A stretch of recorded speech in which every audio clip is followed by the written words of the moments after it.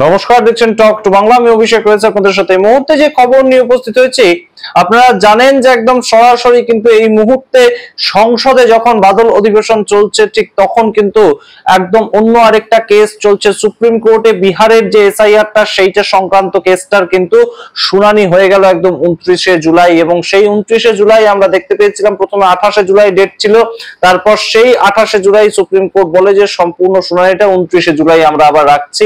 এবং সকাল 10:30 থেকে সুপ্রিম কোর্টে কেসটা ওঠে জয়মাল্য বাগচি এবং জাস্টিস সুরিয়া খান তাদের বেঞ্চে।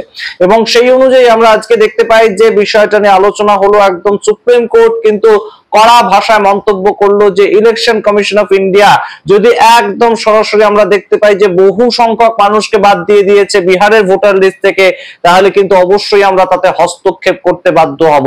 কোন ধরনের কোনো রেয়াত করবে না সুপ্রিম কোর্ট। সুপ্রিম কোর্ট নিজে হস্তক্ষেপ করবে ইলেকশন কমিশনের কাজে এবং একদম সরাসরি সংবিধান মেনে কাজ করতে বললো সুপ্রিম কোর্টের তরফ থেকে ইলেকশন কমিশনকে। তেমনই কিন্তু নির্দেশ দেওয়া হলো। তাহলে কি সুপ্রিম কোর্ট কোথাও গিয়ে এই মুহূর্তে কঠোর? এইরকমই কিন্তু একটা রীতিমতন সম্ভাবনা উঠে আসছে এবং সুপ্রিম কোর্টে কেসটা আগামী 12 এবং 13ই আগস্ট রয়েছে। সমস্তটা বিস্তারিত বলবো আপনাদের।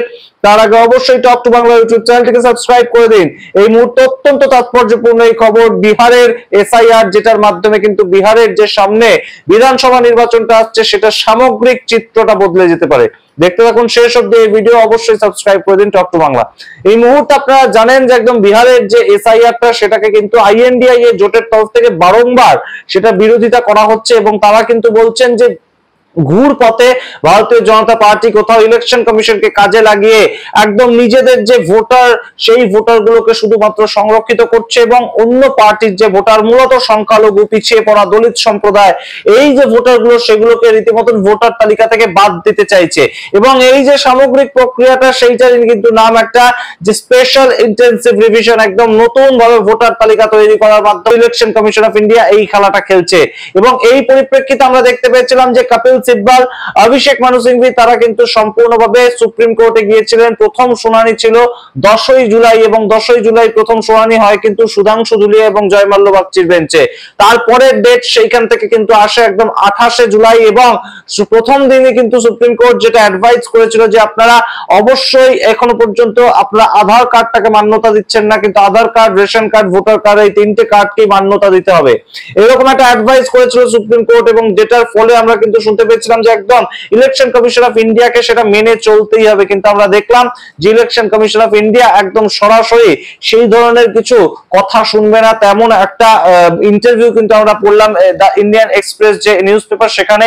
এবং একদম ইলেকশন কমিশন অফ ইন্ডিয়ার একজন বড় আধিকারিক, তিনি এই বক্তব্য রাখলেন যে আধার কার্ড কিংবা রেশন কার্ড, সেটাকে তারা সম্পূর্ণ বাদ দিয়ে দিচ্ছেন তেমন নয়, কিন্তু সেটার সপক্ষে আরো ডকুমেন্ট লাগবে। অর্থাৎ যে 11টা ডকুমেন্ট এসেছে তাদের পক্ষ থেকে, যে লিস্টটা দেওয়া হয়েছে তার মধ্যে থেকে যে কোনো একটা ডকুমেন্ট লাগবে, তাহলেই তিনি ভোটার তালিকায় নাম তুলতে পারবেন। এবং 28শে জুলাই আমরা আবার দেখলাম যে সুপ্রিম কোর্টে কিন্তু কেসটা উঠলো এবং কপিল সিব্বল যে কথাটা বললেন যে আধার কার্ড লাগে পাসপোর্ট বানাতে, আধার কার্ড লাগে কাস্ট সার্টিফিকেট বানাতে, তাহলে পাসপোর্ট, কাস্ট সার্টিফিকেট বা রেসিডেন্সিয়াল সার্টিফিকেট, সেগুলোকে যদি মান্যতা দিতে পারে এই ভোটার তালিকায় নাম তোলার ক্ষেত্রে ইলেকশন কমিশন, তাহলে আধার কার্ডকে কেন মান্যতা দেবে না? অত্যন্ত ভ্যালিড এই প্রশ্ন। এবং এই প্রশ্ন শুনে একদম জয়মাল্য বাগচি এবং জাস্টিস সুরিয়া খান, তাদের যে বেঞ্চ, তারা কিন্তু বলে যে আধার কার্ডকে এবং ভোটার কার্ডকে 28শে জুলাই কিন্তু রেশন কার্ডের উল্লেখ করেনি সুপ্রিম কোর্ট, আধার কার্ড এবং ভোটার কার্ডকে মান্যতা দেওয়া উচিত। তাহলে কি কোথাও গিয়ে সুপ্রিম কোর্ট হস্তক্ষেপ করবে ইলেকশন কমিশন অফ ইন্ডিয়ার কাজে? তেমন কোন ইঙ্গিত সুপ্রিম কোর্ট দিল? এই প্রশ্ন কিন্তু উঠছে, পর্যবেক্ষকরা কিন্তু তেমনই মনে করছেন। এবং ইতিমধ্যে ইলেকশন কমিশন অফ ইন্ডিয়া তাদেরকে যে একটা ড্রাফট ভোটার লিস্ট বার করার মতন একটা সুযোগ দিয়েছে সুপ্রিম কোর্ট, যে 1 তারিখ তাদের কথা মতো তারা ড্রাফট ভোটার লিস্ট বের করুক। কিন্তু সেখানেই একদম সুপ্রিম কোর্ট কিন্তু বলে দিয়েছে যে তার মধ্যে যদি দেখা যায় যে বহু সংখ্যক মানুষ যারা ভোটার, যারা জীবিত, যারা একদম সরাসরি বিহারের মানুষ, তাদের নাম কাটা গিয়েছে, তাহলে কিন্তু অবশ্যই তার মধ্যে সুপ্রিম কোর্ট হস্তক্ষেপ করতে বাধ্য হবে। কোথাও গিয়ে একদম ধাক্কা খেলে ইলেকশন কমিশন অফ ইন্ডিয়া, তেমনই কিন্তু মনে করছে ভারতবর্ষের রাজনৈতিক মহল। এবং এই মুহূর্তে ইলেকশন কমিশন অফ ইন্ডিয়া কিন্তু একটা সার্কুলার আবার জারি করে দিয়েছে যে সারা দেশ জুড়ে এখন কিন্তু এসআইআর হবে, প্রত্যেকটা রাজ্যে এসআইআর হবে। এবং এই এসআইআর অর্থাৎ স্পেশাল ইন্টেনসিভ রিভিশন, তার মাধ্যমে কিন্তু তারা নতুন ভোটার তালিকা একদম নতুন ভাবে ছাপাবে এবং নতুন ভাবে তৈরি করবে।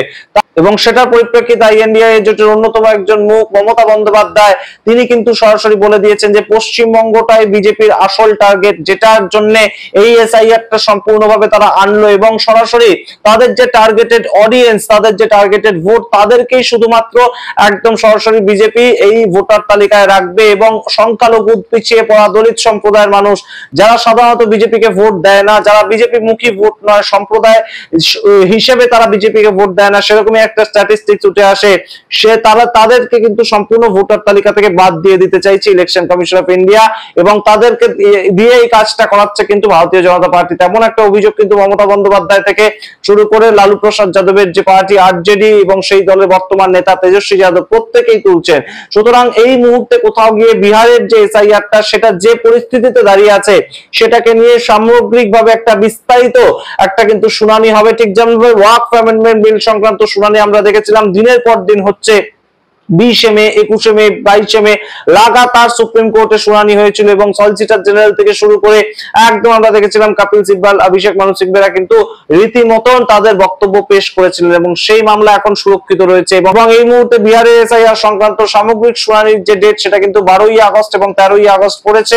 সুপ্রিম কোর্ট 12ই আগস্ট একদম মামলাকারীদের পক্ষে অর্থাৎ 9টা যে পার্টি মামলাটা করেছে বিহারের এসআইআর সংক্রান্ত বিষয়, সেই 9টা পার্টির তরফ থেকে উকিলরা বিভিন্ন কথা বলবেন এবং তার সঙ্গে একদম সরাসরি 13ই আগস্ট তারা কিন্তু শুনবেন, একদম বিচারপতিরা শুনবেন কিন্তু ইলেকশন কমিশন অফ ইন্ডিয়া তাদের তরফ থেকে কি বলা হচ্ছে। এবং ইলেকশন কমিশন অফ ইন্ডিয়া আজকে তাদের তরফ থেকে বলা হয়েছে সুপ্রিম কোর্টে যে এই যে ড্রাফট ভোটার লিস্ট বেরোবে সেটার পরে 1 মাস সময় পাবেন, যাদের নাম বাদ যাবে তারা নিজেদের নাম নথিভুক্ত করানোর জন্য সাপোর্টিং স্টেটমেন্ট দিয়ে 1 মাস সময় পাবেন।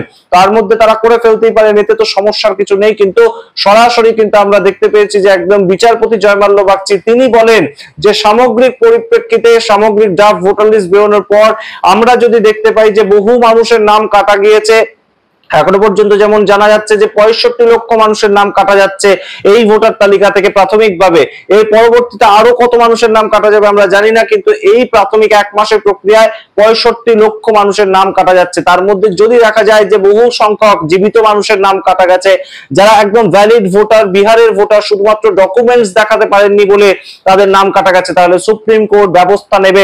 সুপ্রিম কোর্ট বলেছে সুপ্রিম কোর্ট হস্তক্ষেপ করবে ইলেকশন কমিশন অফ ইন্ডিয়ার কাজে। সুতরাং বেশ খানিকটা এই মুহূর্তে কিন্তু মোদী সরকার বা রীতিমতন কেন্দ্রীয় সরকার এবং অবশ্যই নির্বাচন কমিশন কিন্তু চাপে পড়লো, তেমনই মনে করছে রাজনৈতিক পর্যবেক্ষকরা। আপনারা কি মনে করছেন অবশ্যই কমেন্ট বক্সে কমেন্ট করে জানান। দেখতে থাকুন টক টু বাংলা।